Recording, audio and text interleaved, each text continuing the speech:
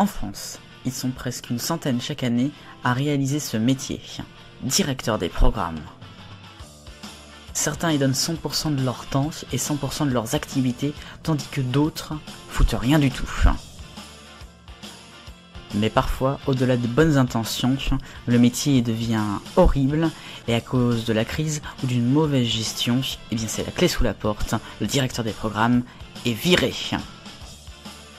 C'est pourquoi moi, Pierre Blandin, je vais tenter, à ma moindre mesure, d'aider les directeurs des programmes et d'essayer de sauver certaines chaînes et certaines émissions de télévision française, en vous proposant divers projets, certes dans un contexte différent et avec un recul.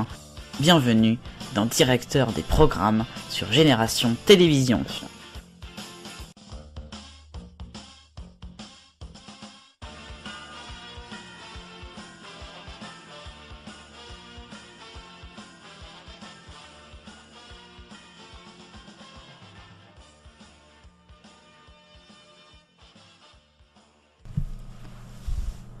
Bonjour à tous, bienvenue sur Génération Télévision pour votre dernier numéro de directeur des programmes en cette saison. Et on va s'intéresser aujourd'hui à Gulli. Alors, j'ai un petit peu eu de temps, je vais dire, pour parler un peu de ça. Donc en fait, j'ai fait une petite grille avec juste des émissions qui existent ou qui ont existé de Gulli. Je crois que j'ai rajouté une ou deux émissions totalement nouvelles que j'ai créées de ma tête. Mais autrement, voilà. Donc ça commence lundi, mardi, jeudi, vendredi, le matin Gulli-Doo, après des dessins animés, le midi Gulli-Toon. Alors Gulli-Doo c'est pour les tout petits, Gulli-Toon c'est des dessins animés comme ce qui passe actuellement, moyennement drôle quoi, enfin voilà. Puis l'après-midi on a Grrr qui revient avec les dessins animés Animalier à 16h30 et Gulli Good avec toutes les nouveautés et les puissants dessins animés à 17h30 jusqu'à 19h30 avec un jeu après du genre In the What, tout ça. Bonne nuit les petits, la série puis les primes vous les avez vus, il y a des films d'animation par exemple ou des séries.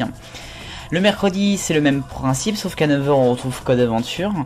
C'est tous les dessins animés style Pokémon, tout ce genre de choses. Et puis le Gulli Live à 13h30, avec bien évidemment des dessins animés dedans. Pareil, c'est les nouveautés et les puissances comme dans Gulli Good qui d'ailleurs continue juste après avec Grrr évidemment. Et puis le soir en prime, je vous propose un Télégrenadine, c'est toutes les anciens dessins animés un peu nostalgiques, voilà, des années 80, 90, voire 2000. Maintenant, et oui, c'est vrai qu'il passe plus les dessins animés de 2000, c'est dommage. Bref, c'est Télégrenadine en prime time le mercredi soir, ça peut être vachement intéressant, même si des fois les dessins animés ça marche pas trop en prime time sur Gulli, on l'a déjà vu, hein. Mais bon, voilà, j'ai mis ça comme ça.